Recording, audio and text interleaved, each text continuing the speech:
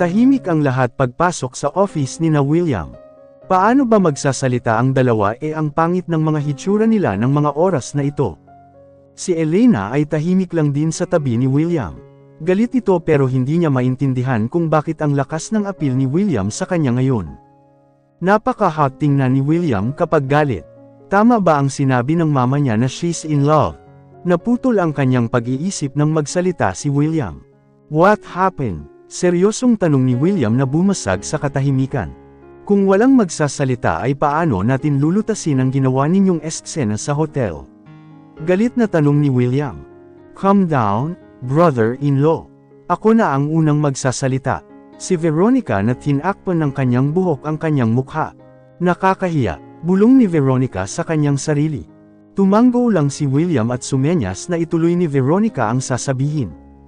Galing ako sa bar at naisipan kong pumunta rito para kumustahin kayo ni Elena.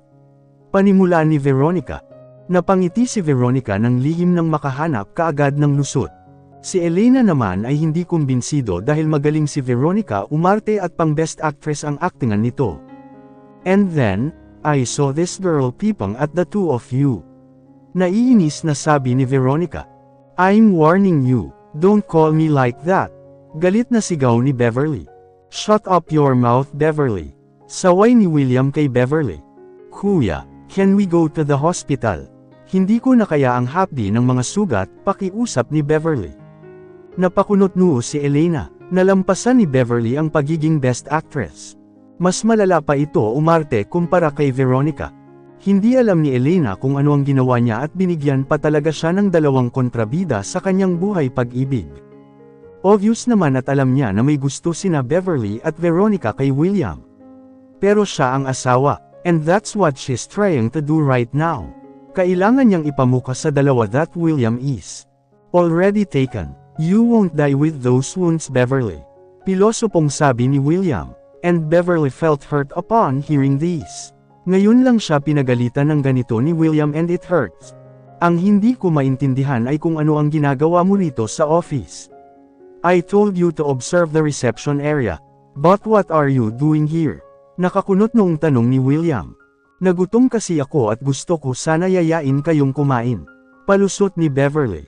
Sinasabi na nga ni Elena na veterans itong si Beverly sa aktingan. Tapos anong nangyari? Bigla na lang kayong nagsabunutan. Ganon, nakasimangot na tanong ni William. The rest is history, brother-in-law. Hindi ko naman alam na kapatid mo siya. Akala ko talaga ay namboboso sa inyo. Talagang ayaw tumigil ni Veronica at nakukuha pa ring inisin si Beverly. Kulang pa ba ang sampal? Gusto mo bang masira ng tuluyan yang pagmumukha mo? Pagbabanta ni Beverly. Ha, ikaw, gusto mo bang wasakin ang mukha mo sa kalmo ng kuko? Ganting tanong ni Veronica. Napailing na lang si Elena. Hindi maaayos itong gulo dahil parehong matigas at spoiled ang dalawa. Stop it! Galit na sigaw ni William. Pakiramdam niya ay tumanda siya ng ilang taon sa dalawang babae na nasa harapan niya ngayon. Buti na lang at iba si Elena sa kanila. Bulong ni William sa kanyang sarili. Tumahimik naman ang dalawa but still sending death glares to each other. Ikaw, Beverly, nabigla talaga ako sa inasal mo ngayon. I'm disappointed by your behavior. Sobra ka sigurong na-spoil ni mommy at ng mga parents mo. Hindi ko nakilala ang batang Beverly na kay bait noon. Mahabang litanya ni William. He's really disappointed. Hindi niya akalain na may ganitong pag-uugali si Beverly. Para na itong si Veronica. I'm sorry kuya, naiiyak na humingi ng tawad si Beverly. Pero ewan at bakit hindi man lang naawa si William. Pakiramdam niya ay hindi naman bukal sa loob ang paghingi nito ng tawad. Ngayon lang siya namulat sa Beverly na kanyang kaharap ngayon. Hindi niya ito pinansin at hinarap si Veronica na palaging gulo ang dulot sa kanyang hotel. And you, Veronica, you are banned for 3 months in the hotel. Seryosong sabi ni William. Nabigla naman si Veronica. Gustong-gusto pa naman niya magpunta sa hotel everyday at makita si William. I think it's too much, brother-in-law. Please, don't do this to me. Pakiusap ni Veronica. Sisi, napatingin siya kay Elena upang humingi ng tulong. Pero iling lang ang isinagot ni Elena. Natatakot pa rin siya kapag beast mode si William. Hinding-hindi niya papakialaman anuman ang magiging desisyon nito. I think that we've given you too much chance and time, Veronica. You always cause havoc and riot in here. You must be thankful na hindi ka banned forever dito. Dahil kapatid ka ni Elena ay I'm giving you 3 months to repent before you come back again. Mahabang paliwanag ni William. Thank you, Liam. Si Elena na ang nagpasalamat dahil alam niyang hindi ito gagawin ni Veronica. And now, let's discuss the punishment. Sabi ni William. What? Sabay pa talaga ang dalawa na nagtanong. Don't worry, magaan lang at simple ang punishment sa ginawa ninyong dalawa. Sagot ni William. Maglilinis lang naman kayo dito sa hotel. And you two are free to choose kung saang parte kayo ng hotel maglilinis. You will be doing it for 1 week and after that, everything is good. Palitan ni William. No way. Si Veronica na nakasimangot. Kuya, pakiusap ni Beverly. There's no other way, Veronica, but to clean. And I'm your Kuya Beverly, that's why I'm punishing you. Nakangiting sabi ni William. Mabuti nang matutong maglinis itong dalawa. Oh, you two will start tomorrow. For now, pwede na kayong magpa-admit sa hospital but be sure to come back tomorrow at exactly 8 am. For your cleaning session, si William, the punishment of the contra. Natawa si Elena pero slight lang. Nagustuhan niya ang punishment ni William para sa Dallawall. Napabuntong hininga ng malalim si Veronica. Kailangan niya munang maging mabait for once at tiisin ang lahat ng ito. Sabi nga nila, no pain, no gain.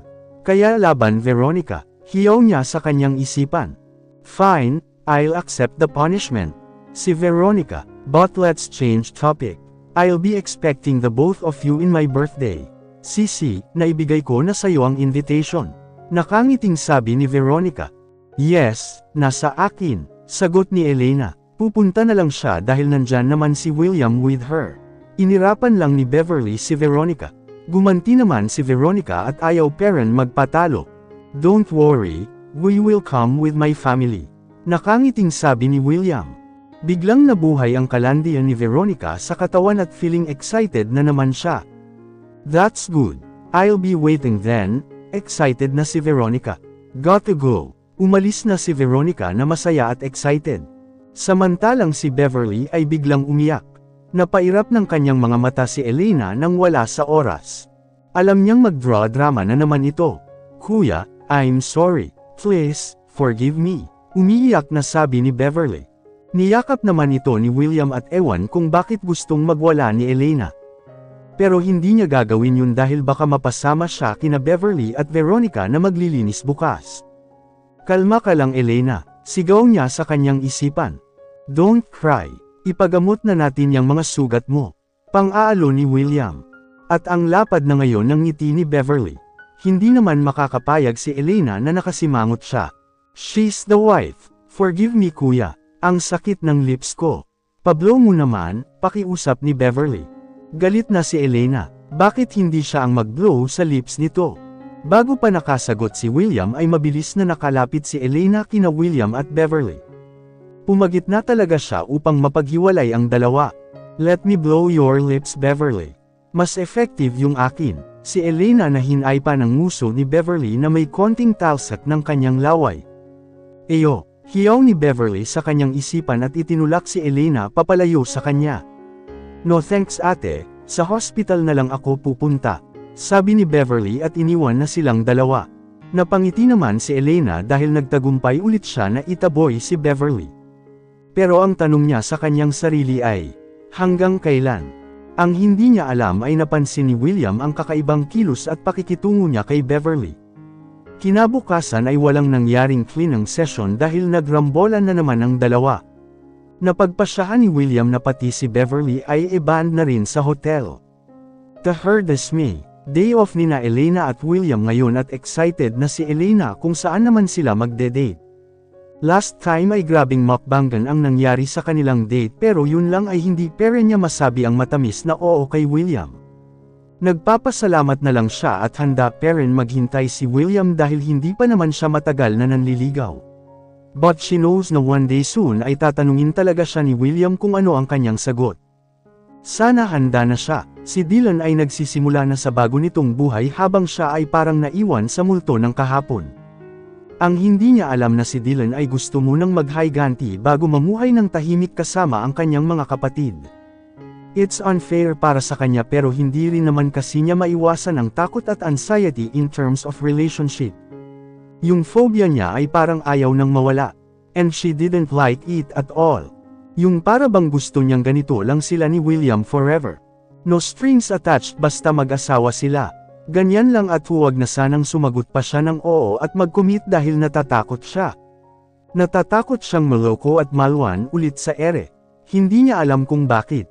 Bakit may takot sa kanyang puso gayong ayaw naman niya mapunta si William kay Beverly o kay Veronica? Bakit? Ito ang laging tanong niya sa kanyang isipan. Pero hindi rin naman niya masagot. Naputol ang kanyang pag-iisip nang biglang sumigaw si Beverly. May dala pa itong rubber duck. Mommy, I'm ready. Masayang sigaw ni Beverly na ipinakita ang kanyang mga ducks na parang bata lang. Wow, everything is ready. Tawagin mo na sina William at Elena. Masayang utos ni Madam Glamorosa. Nakasuot ito ng pang-beach attire with matching big sombrero at sunglasses, parang bagets lang si Madam Glamorosa. Minsan naisip ni Elena na sana ganyan din ang buhay niya tulad kay Madam Glamorosa. Mayaman na nga at pinagkalooban pa ng mabuting asawa at anak. Pwede na lang kay Beverly na may masamang balak. Siya ay parang pinagbagsakan ng langgi. Napatingin si Madam Glamorosa sa direksyon ni Elena at natuwa ito nang makita siya. Elena, let's go and have fun on the beach. Masayang sigaw ni Madam Glamorosa. Nasaan si William? Tanong nito. I don't know. I thought that he was here. Nagtatakang tanong ni Elena. Akala niya ay nandito sa labas si William dahil wala naman sa kanilang kwarto. Oh, I forgot. Bumili pala si kuya ng mga favorite ko na food para dalhin sa beach. Masaya at proud pa itong nakatingin kay Elena. Akala niya ay naghahanda si William para sa kanilang date. Nakalimutan niya na may asungot pala na dumating at biglang hindi na siya priority nito. Mag-ready ka na rin Elena. Masayang sabi ni Madam Glamorosa. Napangiti si Elena para hindi obvious na disappointed siya. Sige Morn, babalik muna ako sa aking kwarto upang maghanda. Sagot niya. Pero hindi naman siya naghanda kundi muling nahiga sa kama at pinilit na makatulog. Pero ayaw naman matulog ng kanyang mga mata. Maya-maya lang ay nakarinig siya na bumukas ang pintuan. Nakapikit pa rin ang kanyang mga mata at ayaw niyang gumalaw. Lil, wake up. Let's go to the beach. Masayang tawag ni William. Masaya silang lahat at siya lang ang hindi excited. Lumapit si William sa kanya at niyugyug ang kanyang balikat. Lil, let's go. Bulong ni William. Dama niya ang init ng hininga ni William. At hindi niya alam kung bakit kakaiba ang kanyang nadarama. Napagpasyahan niyang gumising na lang dahil mahirap din magpanggap. Liam, bakit? Kunwari ay tanong niya. Trip ni mommy na mag-beach tayo. Si daddy ay hindi makakasama. May business meeting. Paliwanag ni William. Pwede ba na hindi sumama? Pakiusap na tanong ni Elena. Bakit? Are you sick? Tanong ni William at mabilis na dinama ang kanyang noo kung may lagnat ba siya. Wala akong sakit. Medyo pagod lang na hindi ko maintindihan. Sagot ni Elena. Hindi naman niya pwedeng ayaw niya dahil andyan si Beverly. Pwede Elena, sabihin mo. Sigaw ng isang parte ng kanyang isipan. You need to go with us. Come on at kay surprise ako sayo. Excited na sabi ni William. Mukhang hindi tatanggap ng no for an answer si William kaya sasama na lang siya. Wala akong panligo na swimsuit, nahihiyang sabi ni Elena. Nangunot naman ang kilay ni William. Don't tell me na never ka pa nakapag-beach. Tanong ni William. Hindi pa nga, it's my first time. Matapat na sagot ni Elena. Hindi nagustuhan ni William ang nalaman. Kahit pagpunta sa beach ay hindi man lang ipinarones ni Lorenzo sa kanyang anak. Galit na bulong ni William sa kanyang sarili. Don't worry, may nabili akong red swimsuit. I think it will fit you, buti na lang at binilhan niya si Elena. Nagpabili si Beverly at naisipan niya rin na bilhan si Elena. Walang nagawa si Elena kundi sumama sa masayang outing na hindi naman niya magawang sumaya. Maganda ang beach na napuntahan nila. Exclusive property at sila lang ang tao dahil gusto ni Madam Glamorosa ang private, walang ibang tao at sila lang. May mga molds at chef sila na kasama na nag-set up na ng kanilang kitchen by the beach. Hindi kumakain si Madam Glamorosa kung hindi ang mga chefs nila ang magluluto. Kuya, Mom, here! Masayang sigaw ni Beverly at itinuro ang malaking cottage na napapagitnaan ng mga maliliit. Si Elena ay hindi sumama papunta sa malaking cottage. Pumunta siya sa maliit na malapit lang sa beach. Tanaw niya ang buong karagatan at napakaganda nitong pagmasdan. Pero wala pa ring gana si Elena. Kung titingnan mo sina William kasama si Beverly, ang kanyang mommy ay para silang happy family. Hula niya ay ito ang pangarap ni Beverly. She doesn't want to be a childhood sister but to become William's wife. At she's out of the picture. Hindi siya kasali. Biglang tumunog ang kanyang cellphone. Si Antonia ang tumatawag mula sa Paris. Matamlay niyang sinagot ito. Hello, mahinang sagot ni Elena. Madam, what happened? Nag-aalalang tanong ni Antonia. Nagtaka naman si Elena. I mean, bakit parang ang bigat ng boses mo at walang gana? Muling tanong ni Antonia. Nasagot naman ang tanong ni Antonia nang biglang sumigaw si Beverly. Kuya, sigaw nito na animo nakakita ng multo. What? Mabilis na lumapit si William sa kanya.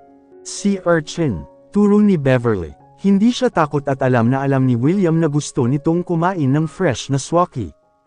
Wait, kukuha ako ng maanghang na suka. Sabi ni William. Wow! Ang dami nila. I knew it. Kaya napili ko itong beach resort na ito dahil madaming sea urchin at favorite ninyo ni William. Masayang sabi ni Madam Glamorosa. Napatawa ng mapakla si Elena. Ni hindi man lang napansin ng mga ito na wala siya sa cottage nila at nandito siya sa isang sulok at nagmumakmak. I knew it. Nandyan si Beverly kontrabida. Sigaw ni Antonia sa kabilang linya na ikinagulat ni Elena. Do you know her? Tanong ni Elena na sana ay hindi na lang siya nagtanong. Imposibleng hindi makilala ni Antonia ang childhood sister ni William. Stupid question. Napailing na lang si Elena sa kanyang sarili. Of course. I knew her from head to foot. Be careful with that. Masyado yang spoiled ni na William at Madam Glamorosa. Walang nakakalapit na mga babae kay William dahil sa kanya. At duda ako na siya ang may kagagawan about sa ex ni William na gold digger. Kahit ako ay pinagsilosan pa ng bruha. Mahabang paliwanag ni Antonia. Buti pa si Antonia, napansin na bruha si Beverly. Sina William ay parang bulag atas sa katotohanan. Walang masabi si Elena. Mas lalong sumama ang pakiramdam niya sa narinig. Kung pwede lang niyang ipatapon si Beverly sa labas ng earth ay ginawa niya na. Madam, are you still there? Tanong ni Antonia dahil bigla natahimik sa linya ni Elena. Malalim na buntong hininga ang isinagot ni Elena. Nako, huwag kang magpapatalo madam. Mas maganda at sexy ka pa sa bruha na yan. Sabi ni Antonia, kung nakabakini ngayon yan ay huwag kang magpatalo. Lumaban ka madam. Pagbibigay ng lakas loob ni Antonia. Medyo nabuhay naman ang kanyang dugo but not enough to cheer her up. Thank you Antonia, don't worry about me, sabi ni Elena. Pagod na rin naman siya sa pagpapakumbaba. Pagod na rin siya na lagi nalang binubuli ng mga tao. Kaya, she will fight. Siya ang asawa. Ito ang palagi niyang ipinapaalala sa kanyang isipan. That's my madam. Go, go, go. Masayang sigaw ni Antonia. Natawa na lang si Elena, ngunit napawi ang kanyang pagtawa nang makitang papalapit sina Beverly at William sa kanya. There you are. Let's eat Lil, masarap ang mga niluto ng chefs.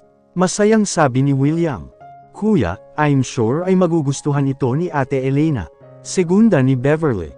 Ayaw makita ni Elena si Beverly but she has no choice. Hinila na ni William si El Lali upang kumain dahil naghihintay na si Madam Glamorosa sa kanila. Elena, kumain na tayo at nang makapag-swimming later. Masayain talaga si Madam Glamorosa. Kaya pinilit ni Elena na ngumiti. Okay mom, thank you. Nakangiting sagot ni Elena. Ngunit nadismaya na naman siya at napawi ang ngiti nang makita ang nakahain sa mesa. May mga seafoods nga na nakahain but her favorite ay wala ni isa. Walang prawns at crabs. Ang nakahain ay pasta with clams.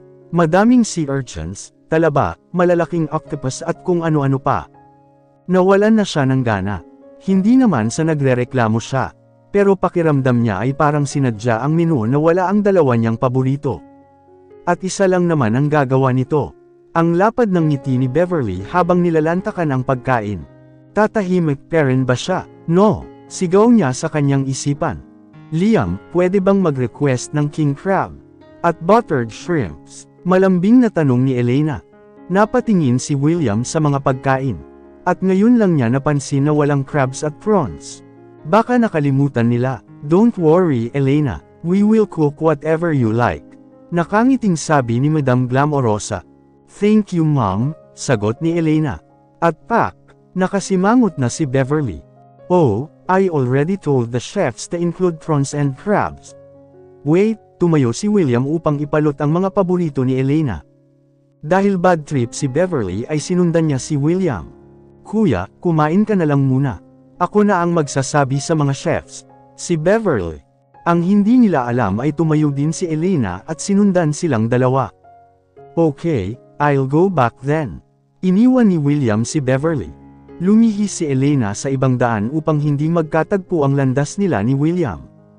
Hindi niya alam kung bakit gusto niyang sundan si Beverly. Buweset na siya sa babaeng ito. Nasanay nga siya na ibuli ng karamihan. Pero yumay na siya sa mga ganitong style. Hello chefs, masayang bati ni Beverly sa mga ito. We need additional sea urchins. Yung marami if meron pa and grilled tuna pa nga. Utos niya sa mga ito. She knew it. May gagawin na namang kabwesitan si Beverly. This time ay kinuha na niya ng video si Beverly upang ipakita kay William kung gaano kasama ang ugali ng itinuturing nitong childhood sister. Hi chefs, please add some additional king crabs and buttered shrimps. Make it spicy. Thank you, nakangiting sabi ni Elena.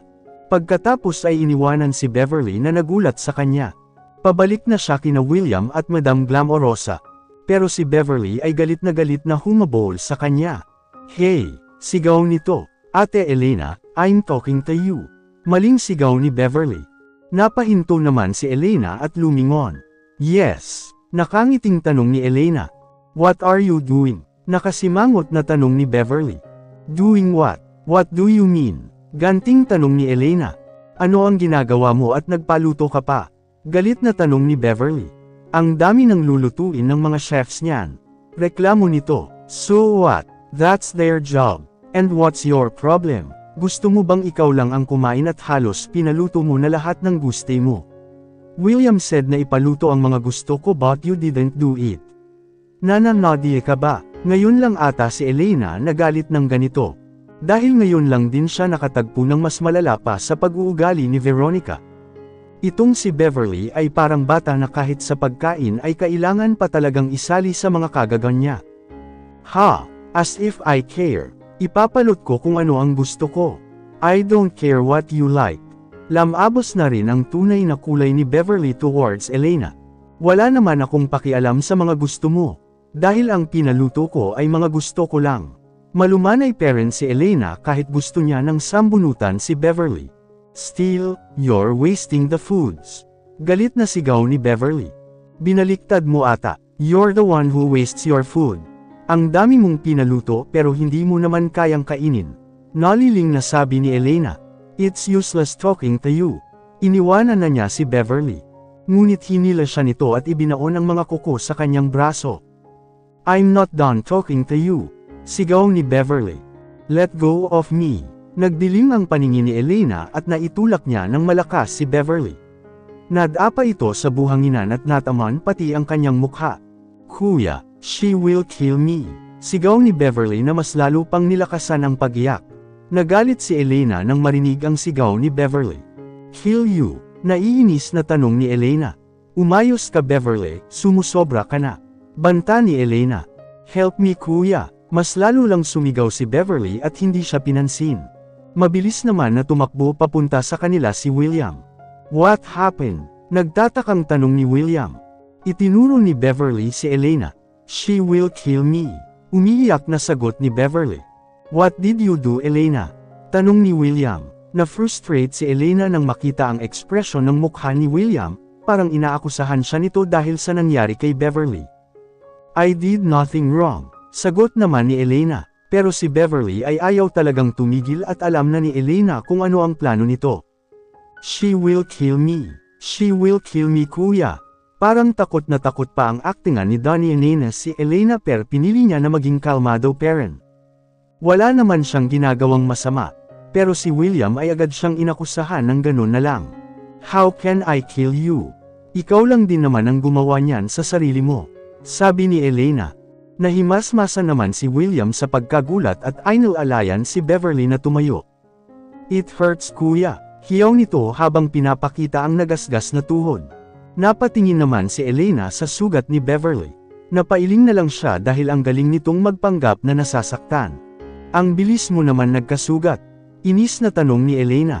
Help me kuya, she will kill me. At umiyak pa ito. You're insane Beverly. Bakit ba sabi ka ng sabi na she will kill me? I'm not a killer. Napalakas ang boses ni Elena na narinig ni Madam Glamorosa. Stop it Elena, look at what you've done.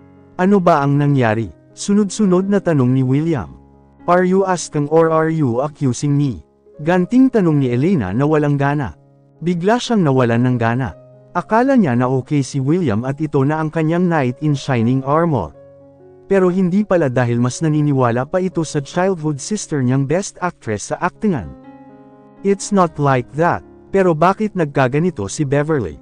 Muling tanong ni William. Hindi ko alam kung bakit nag-dive siya dyan. Mahina lang ang pagtulak ko sa kanya. Hindi siya lilipad ng ganyan kalayo. Kahit langaw at lamok ay hindi aabot dyan. Paliwanag ni Elena. She's lying kuya, you know me. Oh, ako at spoiled pero hindi ko magagawang magsinungaling. Katarungan ni Elena. Why did you push her?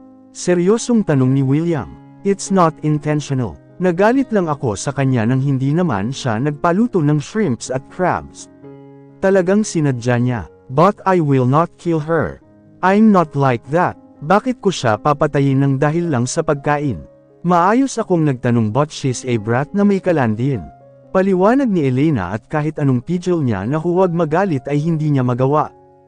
Galit na siya. What are you talking about? Nagtatakang tanong ni William dahil hindi niya alam kung bakit nasali ang kalandian sa pag-uusap ni Lal.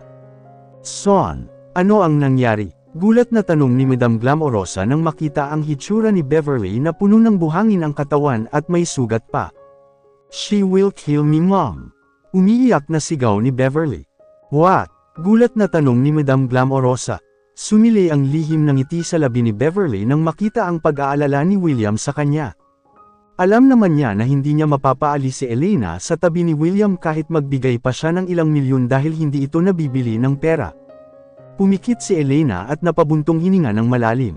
I better go home. Wala rin naman akong mapapala kahit anong paliwanag ko ay walang naniniwala. Sabi niya at naglakad na paalis. Hindi niya alam kung saang beach sila naruroon.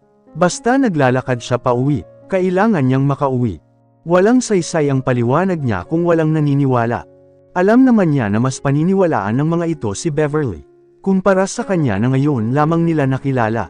Lil, we're not done talking. Tawag ni William kay Elena. Pero hindi siya narinig ni Elena at tuloy-tuloy lang ito sa paglalakad. Lutang ang kanyang isipan kaya kahit sumigaw ka pa sa kanyang harapan ay wala pa rin mangyayari. Ikaw na muna ang bahala kay Beverly mommy. Pakiusap ni William at iniwan na sila upang sundan si Elena. Kuya, don't leave me. Hahabol sana si Beverly pero pinigilan siya ni Madam Glamorosa. Let's talk Beverly, seryosong sabi ni Madam Glamorosa. Natigilan naman si Beverly at hindi na sinundan si William dahil seryoso ang mukha ni Madam Glamorosa.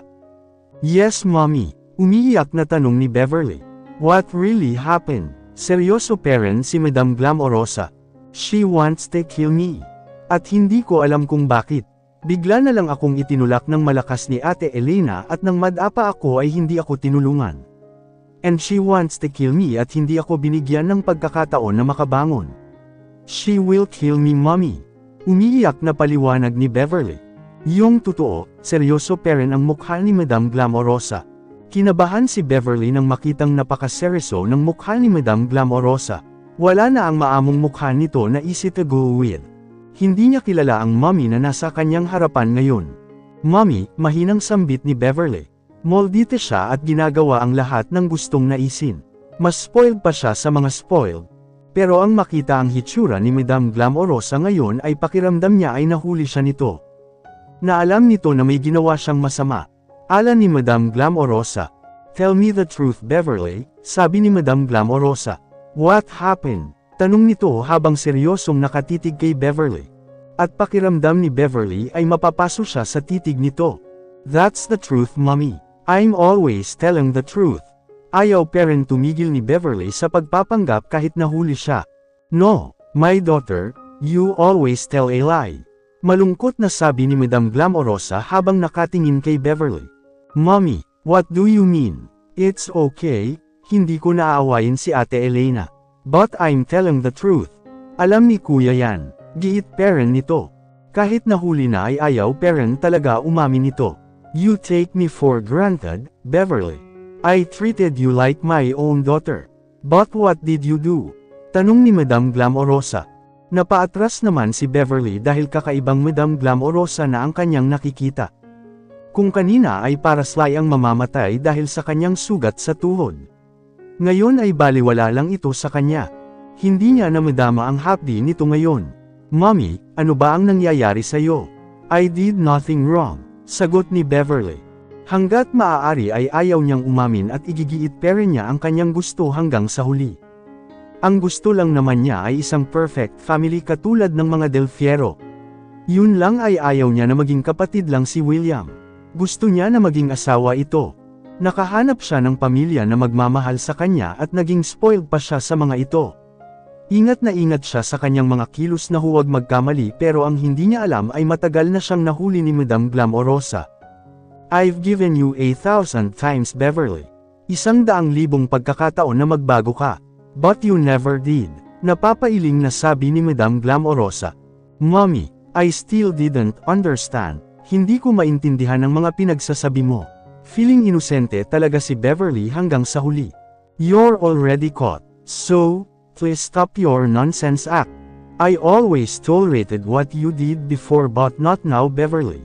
Seryosong sabi ni Madam Glamorosa. Tila naman nawala ng kulay ang mukha ni Beverly sa narinig mula kay Madam Glamorosa. "Mommy," ang tanging nasambit ni Beverly. "This is your last chance, Beverly.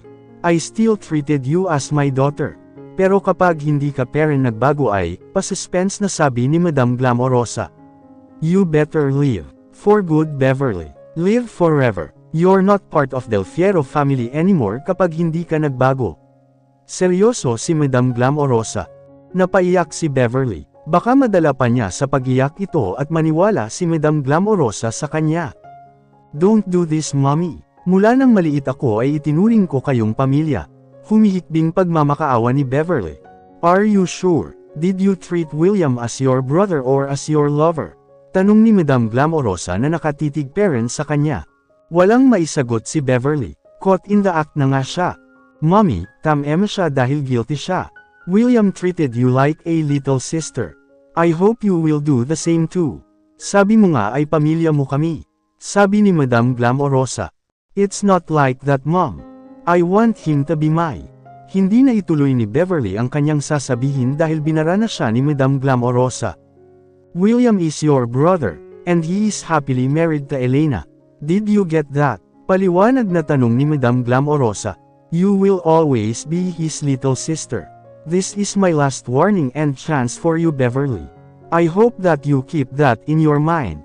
Hindi ako nagsasalita pero may mga mata ako. If you won't listen to me, then live." May finality na sa boses ni Madam Glamorosa. "I'm sorry, Mommy." Umiiyak na sabi ni Beverly. Ayaw niyang umalis. She will stay but not as William's sister. Sigaw niya sa kanyang isipan. Sutil at suwail parent ito. "Don't say it, prove it, Beverly. I'll be watching you and I'll always will. I believe in second chances kaya binigyan kita. Don't waste it." At iniwan na siya ni Madam Glamorosa. Umiiyak pa rin si Beverly pero may halong pagnisip. Kailan pa siya sumunod sa iba? She will always do what she likes and wants. Habang si Madam Glamorosa naman ay gumaan ang pakiramdam ng mailabas ang lahat ng kanyang saloobin para kay Beverly. Matagal niya nang alam ang totoong Beverly. But she loves her like her own daughter. Kaya hinayaan niya lang ito at binigyan ng 1,000 pagkakataon pero sinayang lang itong lahat ni Beverly. This time ay hindi na siya mananahimik dahil nakikita niyang masaya at mahal ni William si Elena. They will make a happy family in the future. At hindi niya hahayaan na guluhin sila ni Beverly. Ipinagdarasal lang niya na magkaayos sina Elena at William.